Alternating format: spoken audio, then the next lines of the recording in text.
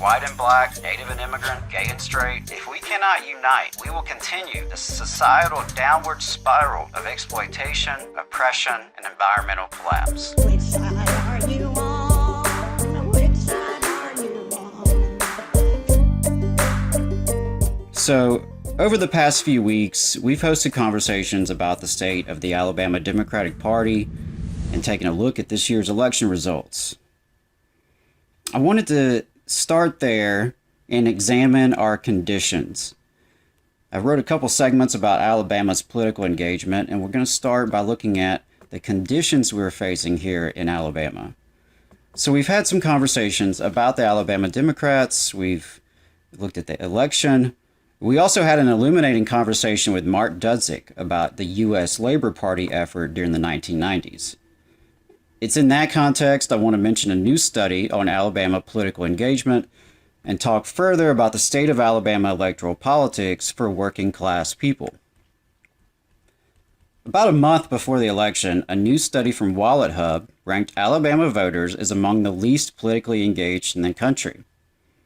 Per an Alabama Political Reporter article by Jacob Holmes, quote, "The study found Alabama to rank 48th, above only West Virginia and Arkansas.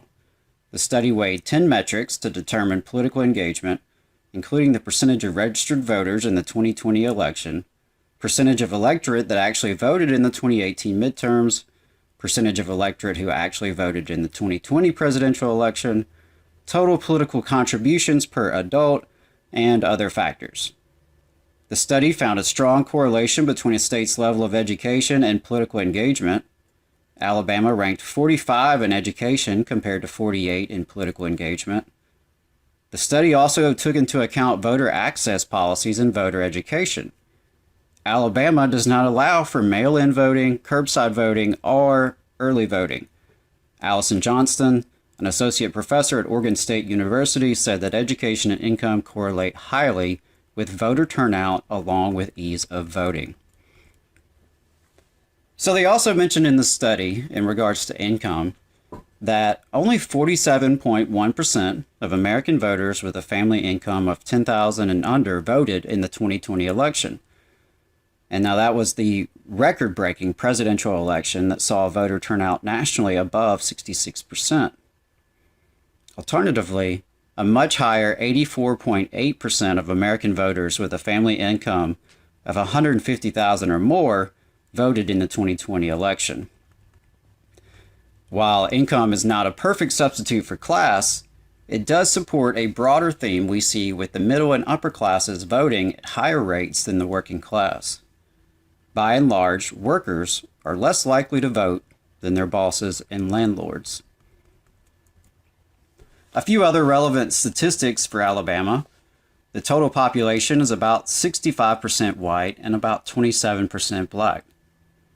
Folks 25 and older with at least a bachelor's degree or higher equals about 26%. Folks 65 and older made up about 17.6% of the population, which I actually thought would be higher.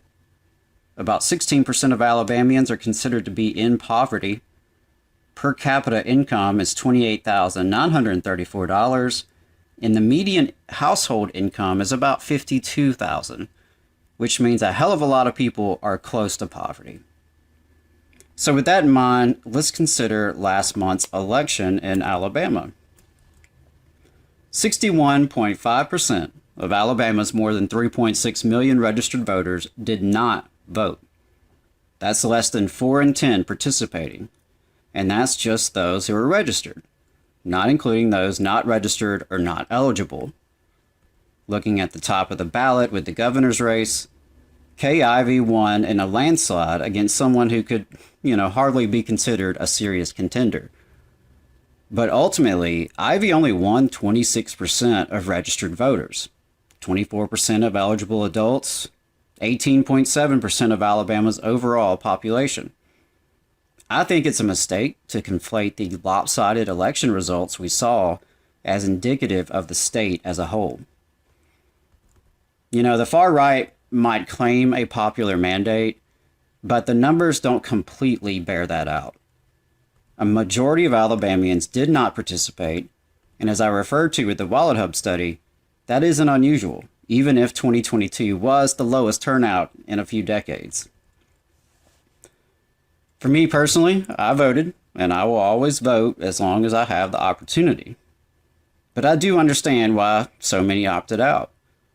As I mentioned, voting is more difficult in Alabama than in other states, and I shouldn't have to remind folks of our state's long, ugly history of disenfranchisement or the disproportionate impact of mass incarceration.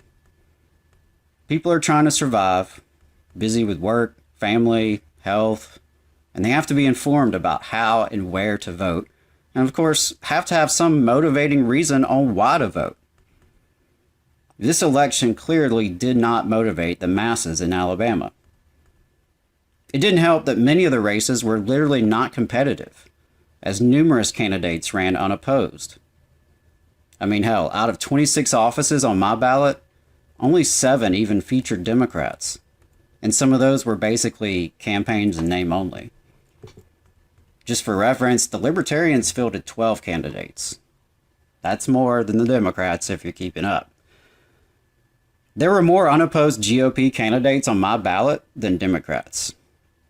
That doesn't inspire much turnout, and we're just talking about the quantity of candidates, not even getting into the quality of the campaigns. Now, as we recently discussed on the show, the Alabama Democratic Party is not, and for years has not, been a viable opposition to one-party GOP rule and political domination from the right. A party that cannot field candidates for half the races, much less all of them, could hardly be considered functional. A party that does well to lose by less than 20 points statewide and in most districts could hardly be considered competitive. And those are just a couple of many symptoms of deeper issues. So, the party can't seem to field candidates. Can't seem to raise money, can't seem to generate good press, can't seem to host regular meetings, can't seem to post on social media, can't seem to host online trainings, can't even seem to send regular emails, can't or won't. If we were to find out the Republicans have been secretly controlling the ADP over the past decade, how different would it actually look? Would it even be surprising given the results? It almost seems you have to try to be as bad as they've been. It would be kind of hilarious if we weren't all the butt of the joke. Now, maybe you think I'm being too critical, but the majority of Alabama effectively does not have representation, does not have any legit opposition to the far right, and has not for years. My entire adult life, sadly. And if that's not worthy of political criticism, I don't know what is.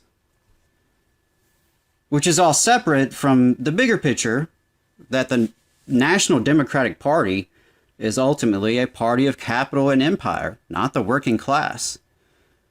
But I'm going to leave that alone for now and return to Alabama. You know much about Alabama politics, you know that we have been a one-party state, politically dominated by the right for most of our history, even if the party labels have changed over the years. We are living in the shadows of historic defeats of Alabama's working class, including the defeat of the turn-of-the-century populists and the unfinished work of Reconstruction and civil rights. The state has for most of its history been dominated by so-called big mules, the wealthy, elite, powerful interests that dominate our politics, our economy, and our society. And today, the Alabama Republican Party is happy to serve them and their interests with minimal opposition.